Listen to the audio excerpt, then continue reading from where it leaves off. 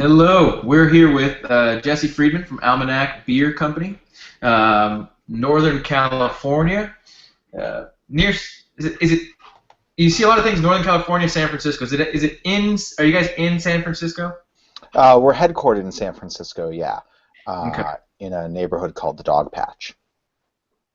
You know what? That's actually perfect because it'll lead us right into what I'm drinking. What a Uh, great segue. yeah, let's talk about this first. Actually, kind of untraditional for the conversations, but I'm drinking the Dog Patch Sour. A friend of mine was kind enough to hand me a bottle so I could talk about it. It's a really beautiful beer that we were just talking about a little bit. Um, why don't you kind of give us a description of what the beer is? Sure, I mean it's a great example of what we're doing in our barrel program. So it's sort of our version of a Flanders Red. It's named after the Dog Patch neighborhood where we're headquartered in San Francisco, which is a real cool neighborhood that used to be it used to be a real industrial neighborhood, and now it's a real sort of up and coming popular neighborhood. A lot of artist community. We actually we're in our office is in a building that's like a canning factory from the 1950s, and then it looks out over all the derelict docks over in what used to be a neighborhood called Irish Hill. So it's our version of a Flanders Red. We brew it with our house, what we actually call it, named it after the beer, our Dog Patch House Culture, which is a blend of lacto, Brett. We use a really sweet saison strain that leaves a lot of things for it to chew on, and then some San Francisco sourdough yeast as well. And then that's aged in a blend of used red wine barrels on Rainier cherries that we get from a farm out of the Central Valley of California. I know it's important for you guys to kind of support the local farms, the local. I know you guys are very concerned with kind of connecting with the local culinary scene, the local farms. What was kind of the reason that you guys felt so strongly about that? Well, Damien, my business partner, and I, we first met through a homebrew club, and we, hit it off very quickly. And I had picked up a bottle of beer that someone had brought that I'd never seen before at the homebrew club, and people would bring a mix of commercial and homebrew beers, and I was like, I've never even heard of this brewery with this like crazy beautiful label on it. And Damien's like, oh, actually, that's my homebrew. I just put professional grade labels on all the homebrew I design. And so it was sort of, I joke that it was love at first homebrew sight. And we very quickly both sort of, the idea of doing a project together, very quickly developed. And I think both of us, kind of came at it from the idea that, it's really important for a brewery to have an identity, and that you have sort of a mission statement and stand for something. And when we looked at the home brews each of us were doing, one of the big commonalities was we were both brewing with all sorts of ingredients from the farmers markets. And both of us, love San Francisco restaurant and food culture, and we're really inspired by the farm-to-table movement, that's so prevalent here in the Bay Area. And it really seemed like we went to, there's all these amazing restaurants, and they would tell you how each piece of lettuce is, hand-picked and washed and dried and, lovingly caressed before being hand-painted with a sauce. And then you look at the beer list, and it was just fine, and it felt like the beer list didn't reflect the values of the restaurant necessarily, the way the wine list would and the way the food would. And so, that was sort of the idea that Almanac sprung from, was, a beer that's inspired by that same farm-to-table culture.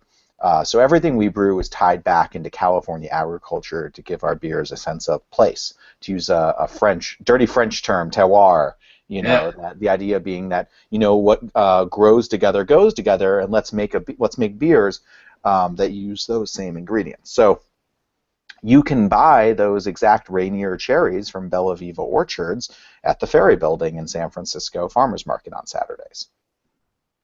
That's really cool. What was kind of some of the first beers that you guys are doing homebrew wise that kind of made you guys look at each other and say, well, we're gonna do something together. What do you remember specifically any of those kinds of ingredients you were using, or I was it just kind remember, I mean, of process? Damien had I know he had like a sour apple beer that was like a sour quad he was working on.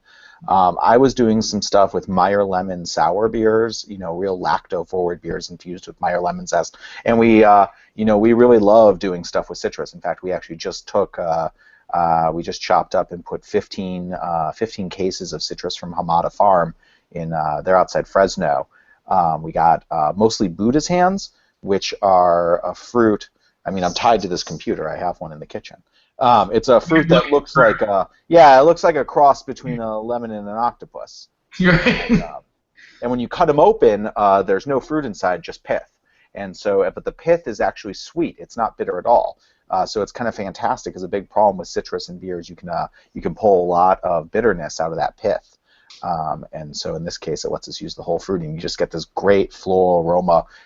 We use that to really sort of set the stage for our Farmers Reserve Citrus Sour, which is brewed with the same culture of the dog patch you've got, but a blonde base, infused with a blend of citruses. Great. This beer, by the way, I mean, we were talking a little bit about it before we went live, but it's amazing the color of this beer. I mean, it's beautiful. It's a really bright orange. The nose, you can kind of smell it right when you pour it out of the bottle into the glass. I can smell it sitting on the table, a couple feet away from me. But then when you really get into it, it's like a delicate, really delicate, I guess, like you were saying, is like that unfermented malt, a little, it's a little sweet. And then when you take your first sip, it's incredibly sour, but it's a really nice balanced sour.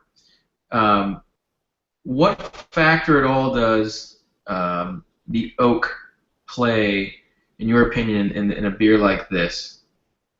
I mean, it's a couple things. Really, the largest is actually the oak's physical characteristics, that it provides a home for the sour aging and fermentation process.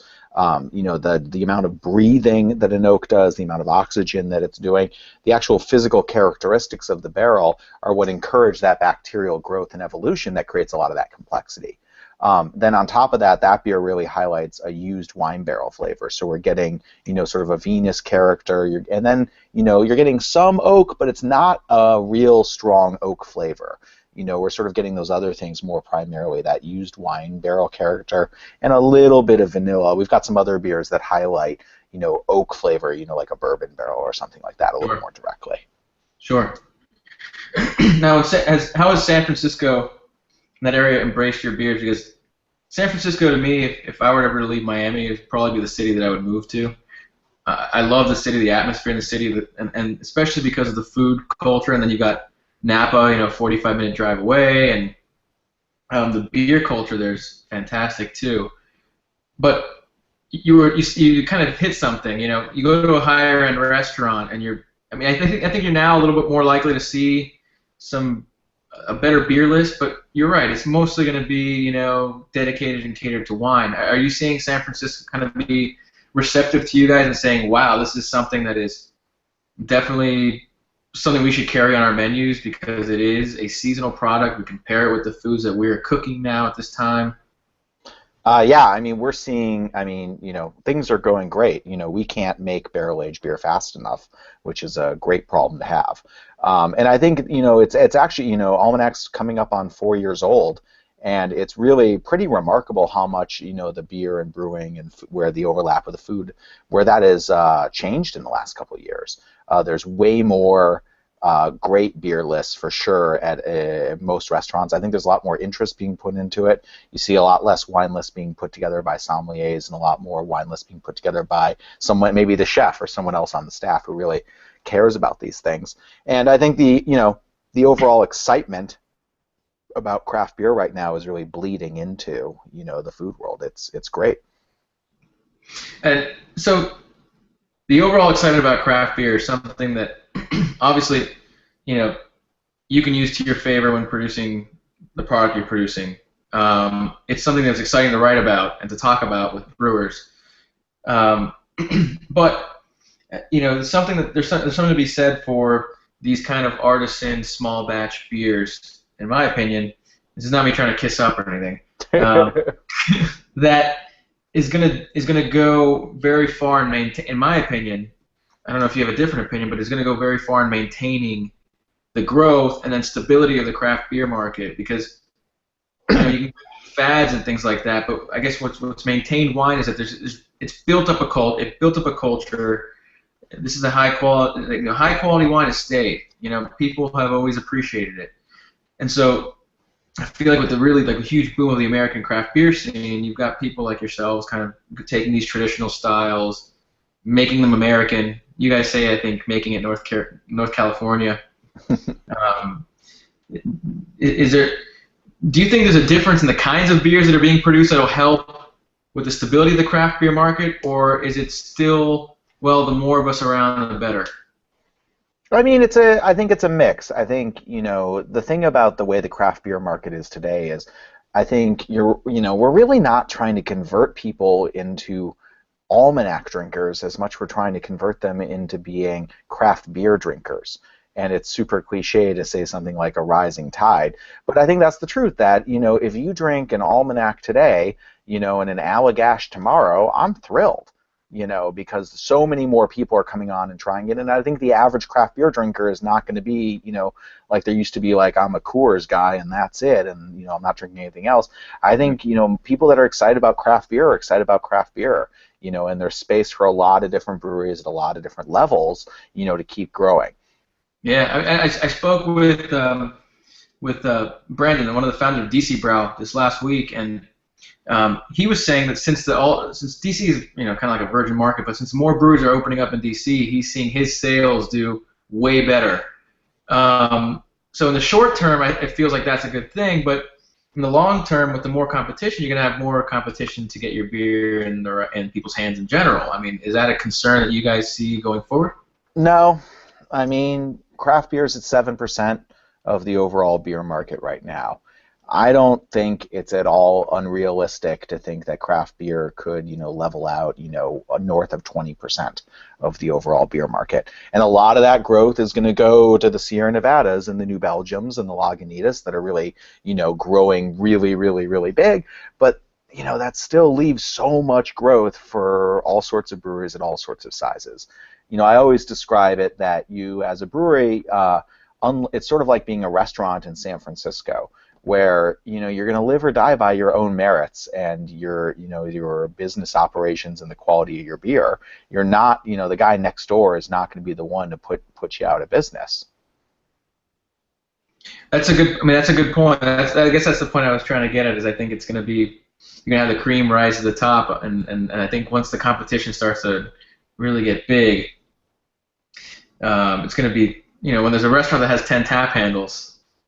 How are those tap handles going to be divided? It's going to be something I see. I guess who am I? Yeah, I mean that's a big part of growing the pie. Is you're not just growing the tap handles at that restaurant. You're growing the number of tap handles in San Francisco. Sure, that's a good way of looking at it. Now let's get back to Almanac. But Almanac, you guys founded it in 2010, I believe. Mm-hmm. Okay, so we're going on 4 years now.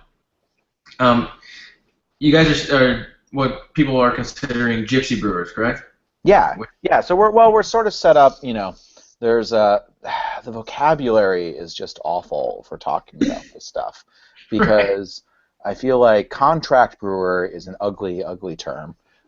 Plus, it applies to both me as the contractee and to you also use the term contract to describe the brewery that we brew at as well. Right. Sean O'Sullivan at 21st Amendment, likes the term partner brewing. I think that's a good way to describe it, since it's it's less racist, which is good, as well as it's I think it gives more credit to the breweries writing the recipes, not necessarily that own the equipment. And then there was actually an article that came out of Belgium recently, an editorial from a group of Belgian brewers really railing against contract brewing and partner brewing, and they referred to them as beer architects since they claim they write the recipe and then aren't handed off. I think the term beer architect sounds great. I think that doesn't sound so bad. But what Almanac does is really a hybrid model. So we brew at a brewery in San Jose called Hermitage. We love working with them, but we and we now have over 10,000 square feet of dedicated barrel aging, on site with 1,500 barrels and growing. We have our own fermenters on place, and we have our own, fooders, as well as a fair amount of equipment, and so it's a combination of things where we don't own the actual, brew system. But I think that, the idea that ownership really determines your ability to be involved with the beer, is kind of where the rubber hits the road. That at the end of the day, we really can step up and take responsibility for our beers, from sourcing the ingredients to the brewing process to the finished quality of the beer. We own that process. We just don't own, a bright tank. Right. And so that there's ways of approaching, there's lots of ways to approach contract brewing and make terrible beers that aren't doing anything good for the craft beer market. And frankly, there's lots of ways to approach brewing, that make that true too.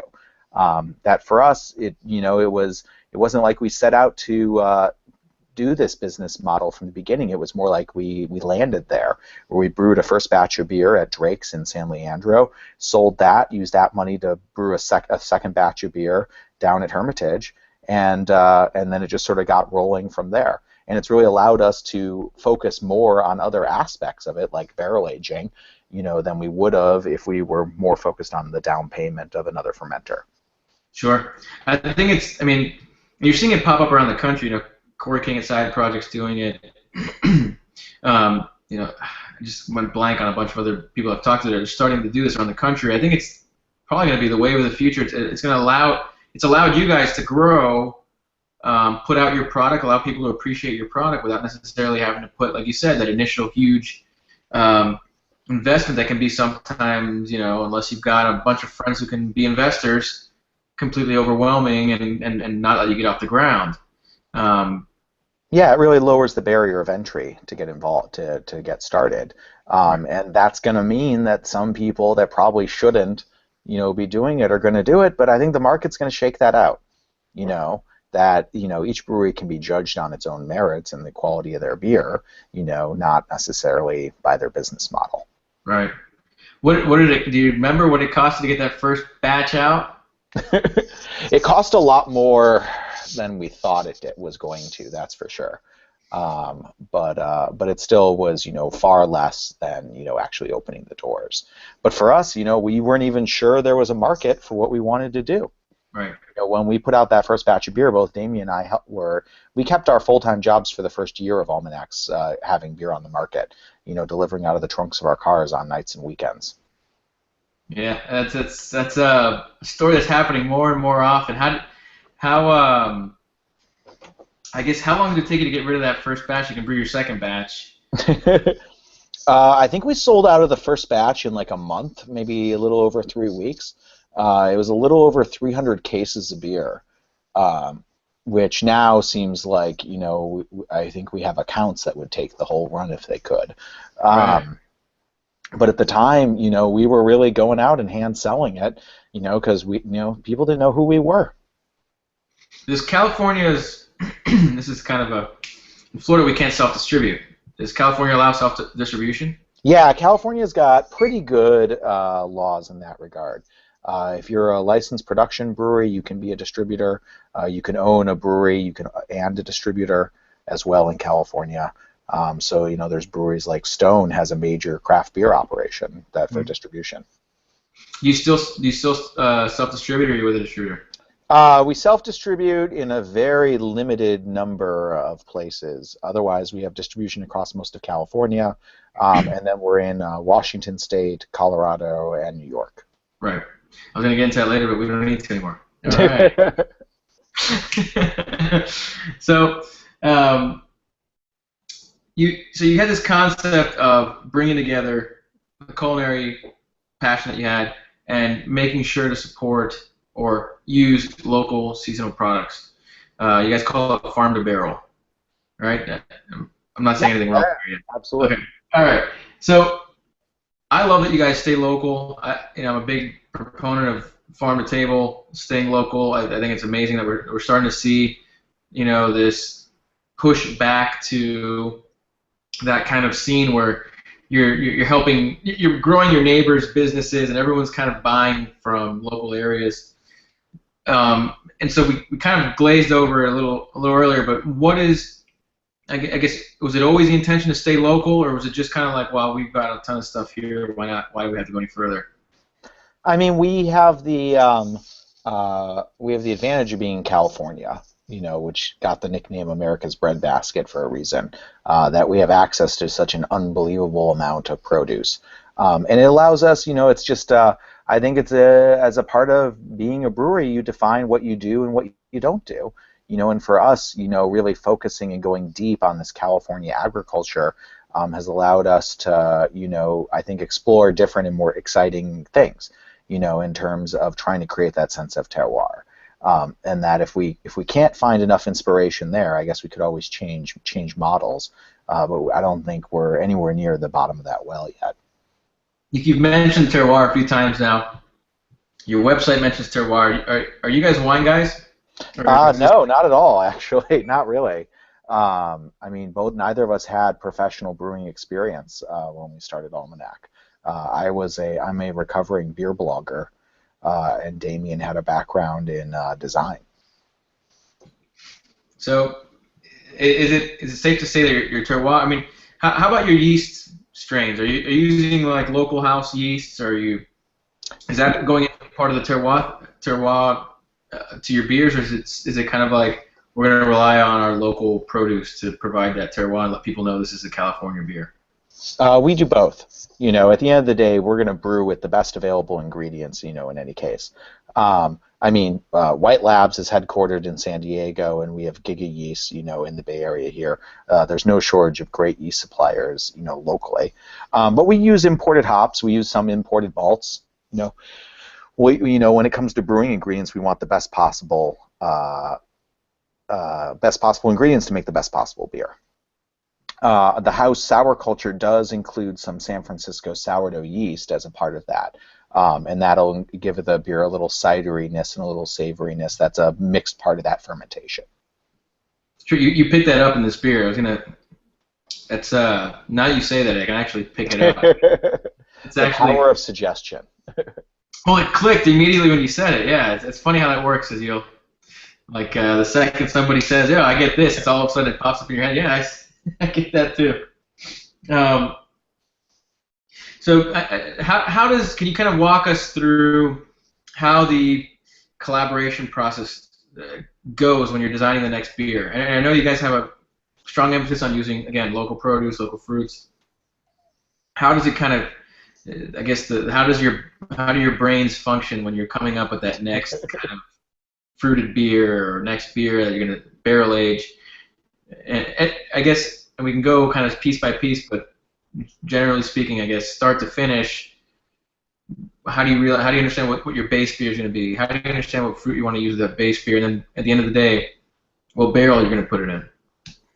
I mean, it's an evolving, process over time. But, for us, a lot of it is sort of determined by starting with, what's the combination of flavors we're interested in pursuing?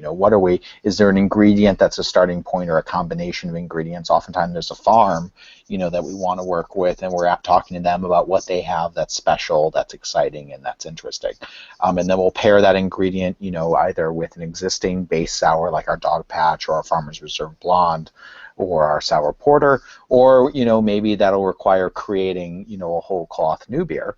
But I think and the barrel aging process, one of the big advantages there is there's a giant pause button in the middle of it, and then we can taste, we can blend, and the whole blending process is a sort of a creation of its own. So a lot of times we create all the different pieces separately, and some beers we have an idea how they're going to all fit together, and other beers it's a little more open-ended. And we're just going to sort of see what we taste and what we like to put together. I love the great mystery of blending. It's like it seems like a very subjective thing. I mean, what kind of was it? Is it something you guys, again, without having professional brewing experience before starting Almanac, this is an incredibly balanced beer. It's awesome. Like I was telling you, it's incredible how delicate, but how incredibly mouth-wateringly sour it is at the same time. How do you get to the point where you're blending to that kind of level? Is it? I'm always just so interested by the whole process of blending, and I mean, Um, I'm scared I'm going to ruin the magic for you. I think it's a lot more pragmatic. It depends on, yeah, and, it depends on the beer. With that beer, you've probably got batch 2 or 3 there. Batch 4 is in the barrels right now. It should be right over by the barcode, it'll say. let's see. Bottle March 2014. Batch number 2. Cool. I mean, they're all good. There's only 3 of them. But you start with, so those barrels, we have a set number of barrels from a batch that were put away together. We pull those barrels out and we just go through and we taste them. And really the first pass is, eliminating infected or off barrels. And then it's a matter of taking barrels that, if it's coming from different projects or one project, does this taste like a dog patch barrel? Or if we're blending multiple beers together, like a hoppy sour that we just did called Devil's Advocate, that blended a couple different pieces, we're adding funk from this one and sourness from this one, and we sort of come up with an idea, okay, I really feel like, half this and half this, and you put that together, you make a little 1 ounce blend, just like in a homebrew, towards the end of a homebrew bottle share, and you taste it, and you see how it is. I actually really think this is somewhat true with bourbon barrels too, but those small blends are really just a guide to get you in the direction that you're going. I don't actually think there's a lot of value in when you get down to the 1% more this, 1% more that, because that barrel isn't consistent top to bottom, especially if there's fruit in it. Things sitting at the bottom of that barrel are going to have different characteristics than what your little thief has pulled out at the top. So that's a guideline, and then you empty those barrels and you put that all together into a bright tank, and then we taste that. And we say, does it need something else pulled into it? So it's just like cooking. You just taste and taste and taste and taste, and you train your palate, and you just, you have an idea of what you're going for, and then you bring in people that are smarter and have better palates than you, and you get second opinions, and then you put it out there and see what people think. I'm happy you say that because I think that's going to be a big problem too in the future. I hate to sound like negative, but you said something that if you're the smartest person in the room, you're in the wrong room. So it's important, I guess, for the people that are starting breweries now and continuing to grow their breweries, that you recognize that you should always kind of lean on other palates and other people who've been doing this longer, I guess, smarter, to help you along, I guess, in the process. Am I off? No, I mean, absolutely. And, one of the great things about the craft beer community is I ask for help all the time from any number of people. I absolutely ask for help in all sorts of things when we don't know what to do, or when we're trying something new, or we have a problem and we don't know. And I do the absolute best I can to provide, help to people when they ask it from me if I know anything about it. And so, you trust people smarter than you, whose taste you respect, and and then you move on to the next thing.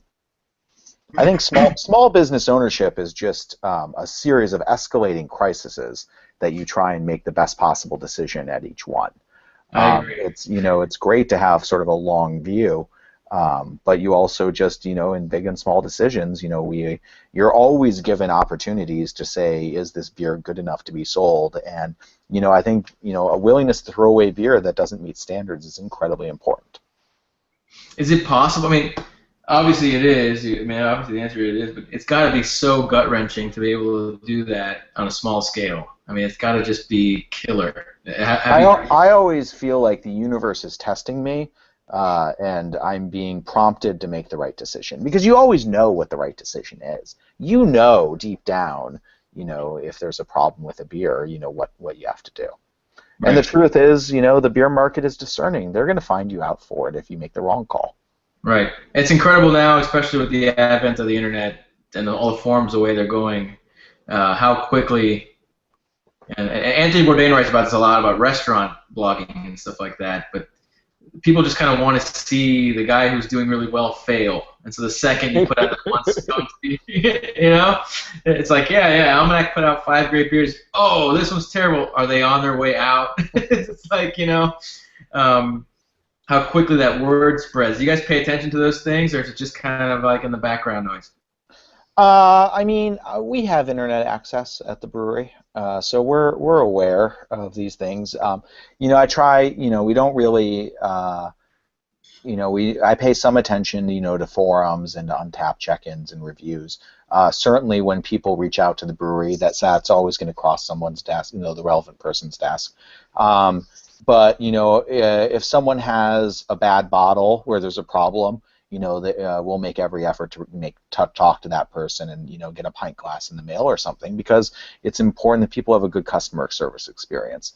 But you can't fight your way out of any given. If a person doesn't like your beer, you're not you can't please everyone, and if you are pleasing everyone, you're probably doing it not quite right. Right. So you just make a series of small decisions that you make the right call. We started talking a little bit in the beginning about kind of the relationship between you guys and the growing and the culinary scene and the growing integration of beer in that world.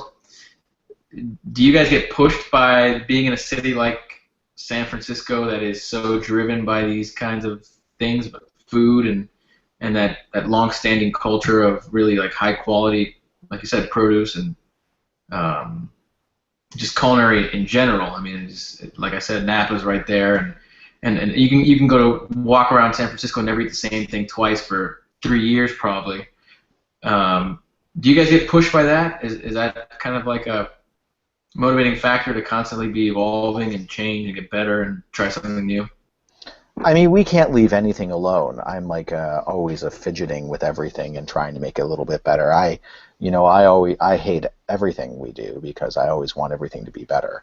And we get bored and we want to do new things and exciting things. And I think our barrel program really reflects that we're like, here's something else. You like this? Yo, you didn't like that? Try this, try this, try this.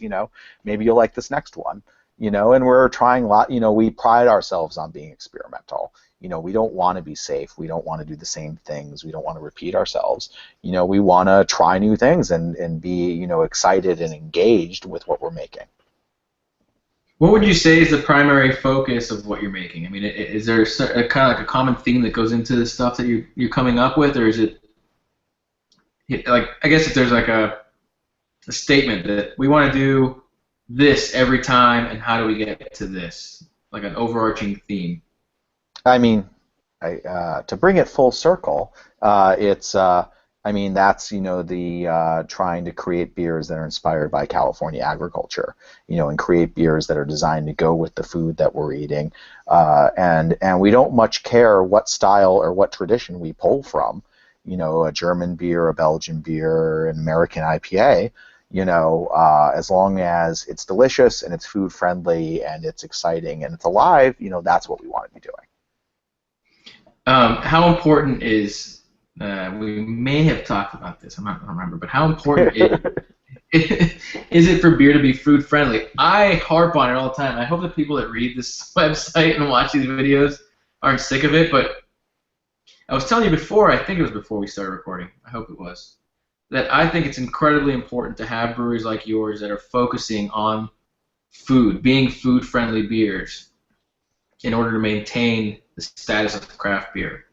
I guess, one, where did that come from? And two, what do you think it is in your beers that achieves that? I think it came from, it came from my and Damien's taste and the beers we're excited about.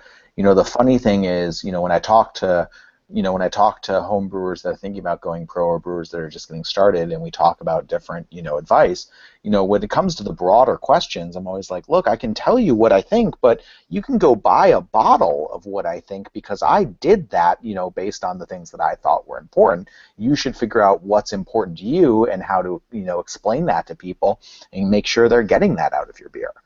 And so, I think on the soft and fuzzy fairy magic dust level, the terroir is important. The local ingredients. We're doing things like we have a new saison called Saison Dolores that we collaborate with a farm called the Mendocino Grain Project that's doing heirloom grains up in. They're actually grown like across the street from Anderson Valley Brewing in Boonville. And so we're doing a saison there where we're working with local grains, not necessarily fruit, in a very expressive French yeast, and we dry hop it because it's California and you have to. Uh, and then we do it with fruits and other beers. On a more practical level, I think a strong level of dryness, a balanced and clean bitterness, and some amount of acid, a little bit of acid malt, or we do a Goza as a great example of a year-round beer that we do that isn't barrel aged, that focuses on a more sour flavor profile specifically, so you can take that beer and put it into like a seafood dinner and it's going to go. It's amazing you say, because that is what I think that's what craft beer is, and I hope people can catch that. Is that the way you described it like a painter describes a piece of art that he's produced. Getting his expression across on canvas. Your canvas is the liquid I just had in this glass. How much pressure does that add on you every time you go to work? That, people are looking at it that way now, and you said it's supposed to be that way. So, does it put a lot of pressure on you that you, I guess, been able to do that? So I guess you're not very happy.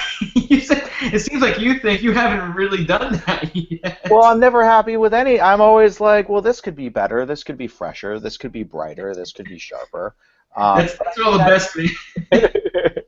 I think on like a core level of sort of like entrepreneurship, you can't take that jump and dive in for it, unless you think you have something unique to say and something to offer, and a part of the market is going to respond to that. But I also, I don't spend a lot of time sitting back and thinking about the broad strokes. It's a lot more like, oh, hey, I need more of this hops. What malt? I need to get this recipe finished. When's the packaging date on this? Let's do a QA check on this. It's a lot of dealing with the day-to-day as opposed to sitting back and getting bowled over by the big picture. Something that kind of keeps coming up in all the answers is, you guys really are packaging your product like that piece of art, like a very romantic packaging. The whole start to finish and the image of this brand. I guess what kind of influenced you starting on? I mean, was it like the music you listened to? Well, I mean, Damien really gets credit for the presentation and the visual design. So Damien was a designer and and packaging expert before Almanac, and he'd done work for Nestle and Johnny Walker and Hubert's Lemonade and a lot of big brands. And so just like the inside of the bottle is a passion project for me, all of our visual design is done by Damien, the other co-founder of the brewery. And so, the idea that the inside of the bottle and the outside of the bottle should reflect each other and be tied together into a single thing, that's always been at the core of our brewery. I always, people ask me all the time if Damien's available to do, some design work for their new brewery, and I'm always like, he's kind of busy running Almanac as the CEO, and on the side he still does all the design work as well. Right. And I think it just speaks to the priorities of the brewery that I certainly that's part of our complementary skill set that I think drew us together in the first place.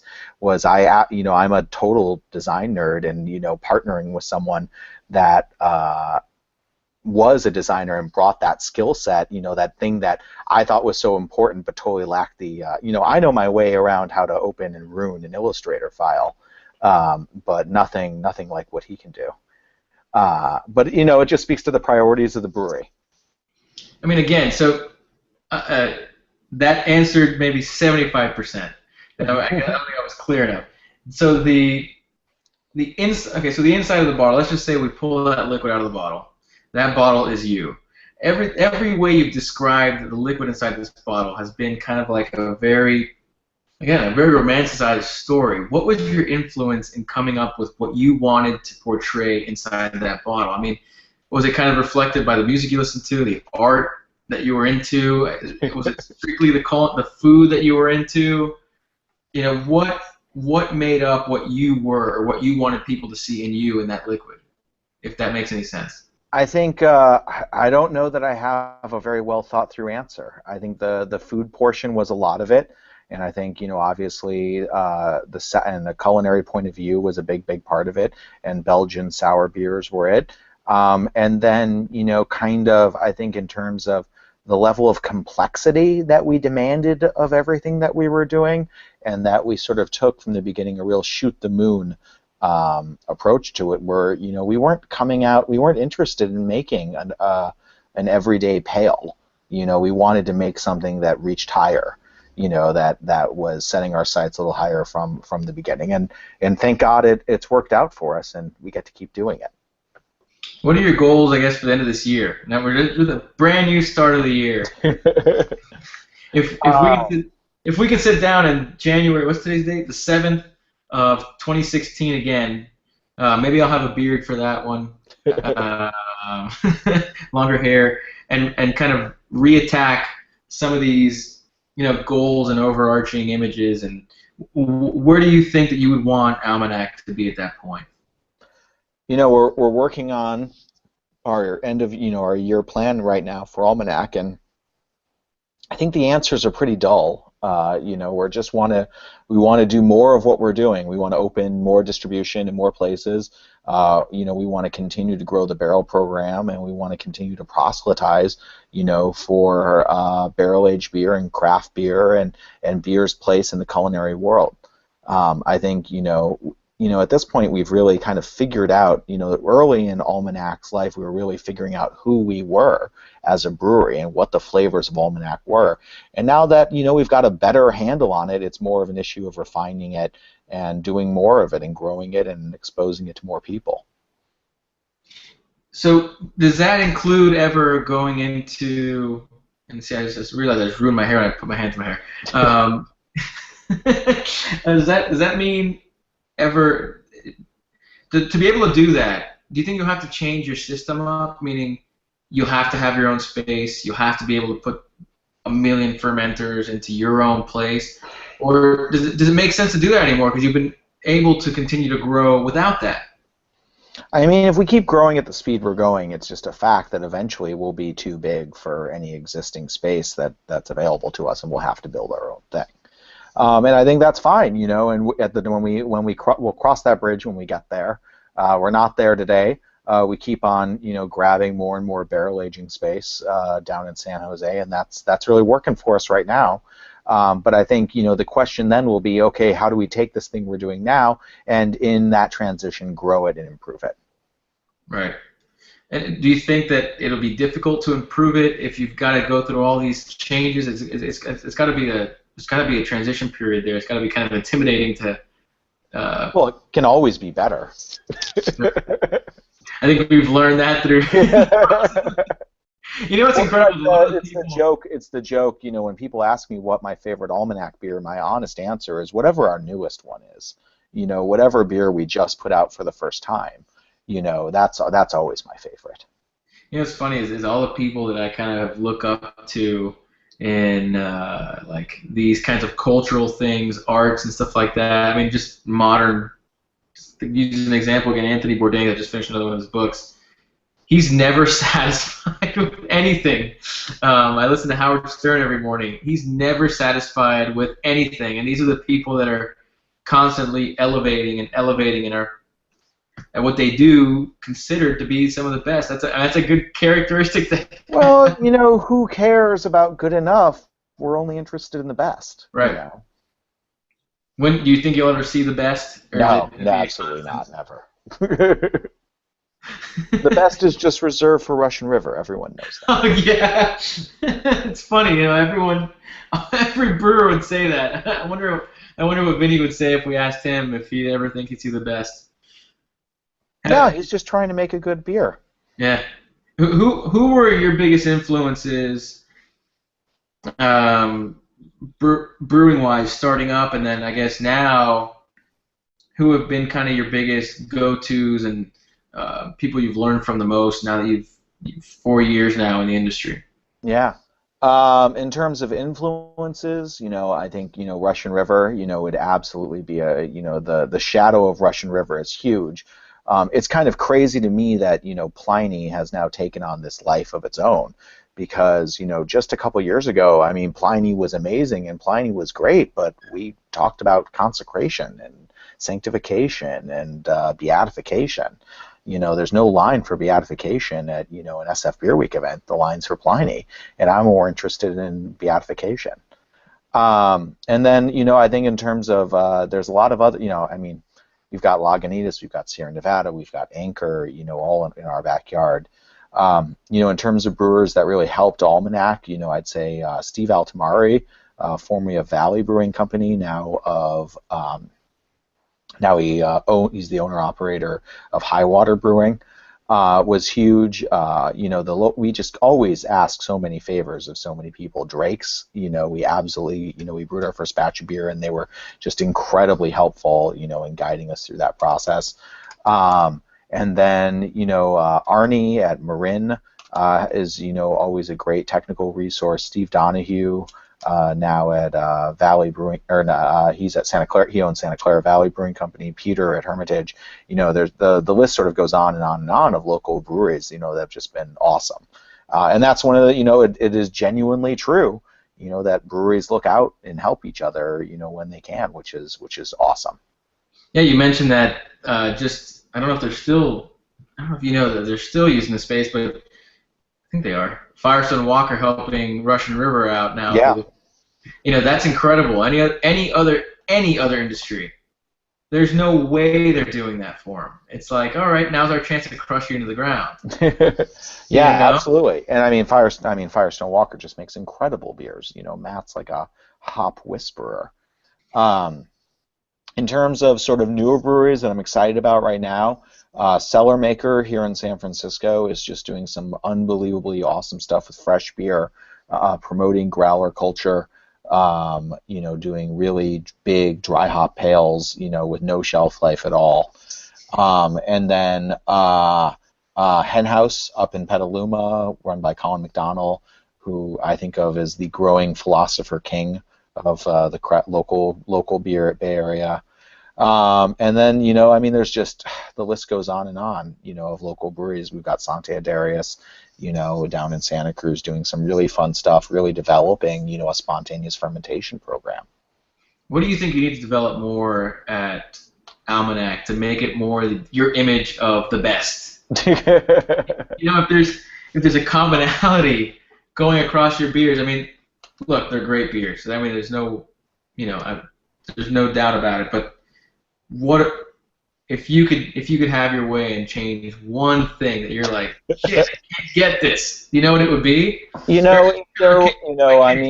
there was a way to bend the space-time continuum so that every time someone has our IPA, they're having it, on day one, I think that would be it. If there was a way to get beer, outside of the brewery to people, and have it be that fresh, that would be my dream there. Yeah, let me tell you, there is something to be said for drinking a beer right off the canning line. I had never experienced. It's funny enough, I'd had beers maybe 3 days old, 4 days old, and they were still phenomenal. They're phenomenal. I had a beer off a canning line the other day. One day, it's literally off the canning line, crack it, drink it. It is so ridiculous. That's one of the amazing things about the Pliny phenomenon is it's actually made the beer better, because the fact that there is someone there waiting to grab that beer the minute it comes onto the shelf, and that that people are drinking that beer the day after it was packaged, that's awesome. That's great for beer, and Sure. Just like what Lagunitas did with Born Yesterday, and Stone is doing with Enjoy By. That's great that people have found marketing strategies that promote better beer and actually promote, beer education as a part of it. That's awesome. Now you guys promote drinking. When you guys release a beer, it's ready to go. It's a great beer at that point. You guys I think it was your website. Do you guys promote drinking your beers fresh? I know people like to age these kind of wild ales. Everything we release, we believe is ready to go the day it rolls off the line. We don't put it in the market unless we feel like we can stand behind it. Sure. I think the idea that a barrel-aged beer is not, I always joke that we've pre-aged it for you. There's no need to sit on it. I think there's some truth to that. That I think how much is the beer improving is sort of a question mark, and I think what's going to happen to it can be very unpredictable. And so we always encourage people to drink, barrel aged beer, especially our fresh beers, to drink them now. But there's other beers that some aging can be good. I personally am very sensitive to oxidation, so I kind of think a year tops, is pretty much for most stuff the most you want to do. What are some of those? I told you we would skip around. What are some of those? You mentioned way early on Belgian beers that kind of inspired you to go the sour route. I mean, Goose is the big one. I adore Goose. I love it. Fontaine is probably my favorite, with Cantillon very close behind it. Orval, Orval. So I think it's just an incredible beer, and I love that the beer is alive. If you ever have the chance to go to Belgium and drink Orval there, what you discover is it's surprisingly hoppy. That by the time it's taken a long boat ride over here, a lot of that's come down and the Brett has come up. But when it's young, it's a really, really hoppy Belgian pale that's kind of incredible and has a lot of noble hop spice and a lot less farmhouse funk. But Are the you idea still of, what was driven? that? Are you still driven by these beers that inspired in the beginning, or as you're developing the identity of Almanac, have you started to kind of evolve into um, more of a focus into what Almanac's doing, or is it still kind of like, well, let's play homage to these kind of older?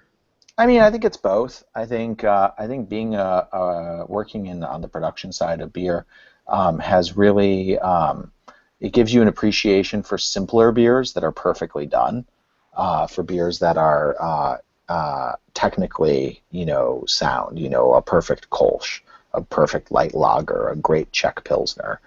I think you get an appreciation for the craft a little bit more. But I think it's important to taste everything that you can. And, we're certainly still very active beer nerds, going to bottle shares and drinking different beers because they're good. I mean, just like I don't expect anyone to drink Almanac all the time, I don't drink Almanac all the time. I mean, we Right. don't make nearly enough different beers for that to be the case. Right. Yeah. No. And plus, you got to see what everyone. You got to see what the on a practical level. How, do you take this into account? I don't know if you take this into account, but I'd imagine you do. You've got to sell the beers. You got to see what people's palates are kind of evolving into. Does that play into your recipe creation at all? I mean, it does. We certainly are influenced by what other people are doing, and then we taste things ourselves. And we're always trying to just dial it in a little bit tighter and make it a little bit closer to the version of the beer I have in my head. Sure. You guys are distributing now into three. I think it's 3 states other than Of course. California. 4 states. What is, I guess, the goal? Do you ever see yourself going into a state as far away as Florida? Um, I would think so. I think it's fun to, we certainly, California is our home, but you can barrel aged beer can travel pretty well. I think it's a matter of figuring out how to be successful in these different markets. We don't expect to eventually come into Florida, and be the number one brewery in the state. But I think there's a market for our beers there. We'd be happy to send them there. it's incredible the growth and popularity of sour beer, especially in South Florida. Obviously, Tampa is absolutely blowing up thanks to kind of the juggernaut there in Cigar City. Yeah, Cigar Um, City. I love what Funky Buddha is doing as well. I think his beers are just fantastic. Yeah, they've got it's the Big Funky Buddha Maple Bacon Coffee Porter Day on Saturday. Um, the place is going to be a madhouse. Well, they really specialize in that. I always think of it as that beer that is so much better than the description leads you to believe it should be. A cheesy idea that's artfully executed. Yeah, that's a good way to put it. It's a very good way to put it. That Maple Bacon Coffee Porter, you think, what the hell is this? It's like, wow, yeah.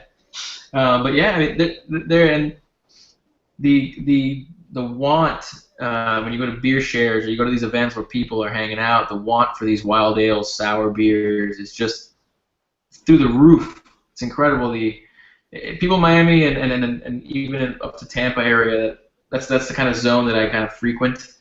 It's incredible. We either want a massive imperial stout or a sour wild ale, uh, with the IPA occasionally mixed into that, which is incredible.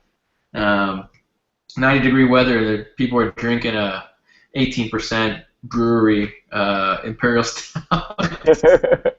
It's like Yeah, crazy. those big beers, you need a lot of people to take those down. So I Yeah, always feel like those are great, what I would call a festival beer, a beer you want one ounce of, and you really get the flavor, and that's enough. exactly. What is okay? So we talked about your 1 year goal. What's your 5 to 10 year goal for Almanac? Um, I like to ask this question because it kind of gives us an insight into what we can expect long term, but at the same time, kind of where we can see the progression evolve. I guess you know. Yeah, I mean, I think, long term we want to grow Almanac, foothold in that, culinary barrel age space, and we want to get our beer into a lot more people, in a lot more accounts and a lot more places and a lot more people, I think that bring them into the craft beer fold and get them on board with the idea of, great beer deserves great food, and putting those things together. And I think, Almanac should be a part of it, and then other great craft beer too. Yeah, so you see that now happening again a lot with craft beer dinners, like pairing dinners. Do you guys do a lot of those out in California? I mean, we do a lot of dinners. Yeah, we're in the middle of SF Beer Week planning right now, and we're going to be doing we're doing some huge events. We do a dinner with Lazy Bear, which will be like a 16-course tasting menu with probably around 20 different beers. Wow, nice, Big dinner. nice. Small pours. I think do you see that chefs are being a lot more receptive to beer now versus wine because um, it's easier to pair food with beer, I think, than it is with wine. Beer's a lot more dimensions to it, a lot more uh, ability to mold into different types of food versus, I mean, try pairing a spicy food with a wine. It's going to be terrible most of the times. Do you see chefs are really starting to appreciate that? It was kind of piggybacking on a question I asked before, but do you see chefs are really starting to pick that up and really loving this idea that craft beer can really elevate the status? Not only, I mean, it's not only for you guys, but elevate the status of the restaurant. Absolutely. We're seeing a lot more excitement about that, and it's fantastic. I think we actually have a beer versus wine dinner coming up, and I love that because we have such an unfair advantage. We're carbonated. We have bitterness. We have all these other flavors that we can bring to bear that wine can't. And I think there's a lot of places that beer can go that wine can't. And especially like cheese, we can take them on their home turf with that. Right, And I think it's the deck is actually, people always think the deck is loaded for wine at a dinner like that, but it's actually totally stacked for beer. Um, right. and that it doesn't have to be one or the other. We just want it to be a part of it, and we always advocate for, especially like wine pairings in a nice restaurant. Put a beer in there. Put it. I think there's a lot of cool opportunities that beer can fill in for places that wine is weaker. Have you read the book? I think it's called The Chef's Table, Garrett Oliver. Oh, absolutely. Yeah. I mean, Yeah, Garrett's incredible. yeah. Um, He's really hit something there with that. And he's a guy that really appreciates wine himself and says, look, as much as I appreciate wine, you know, this is where it's at. So, um, hey, just want to say thanks. oh, I think absolutely. I think we've talked about pretty much everything that I have on my list. Um, Thank you so much for being a part of this. We hope that we can see you one day in Miami or Florida, anywhere in Florida. Wish you nothing but the best. I love what you guys are doing. And any parting words on your own? No, thank you so much for having us, and boy, I hope we're in Florida sometime soon too. All right. Cheers. Cheers.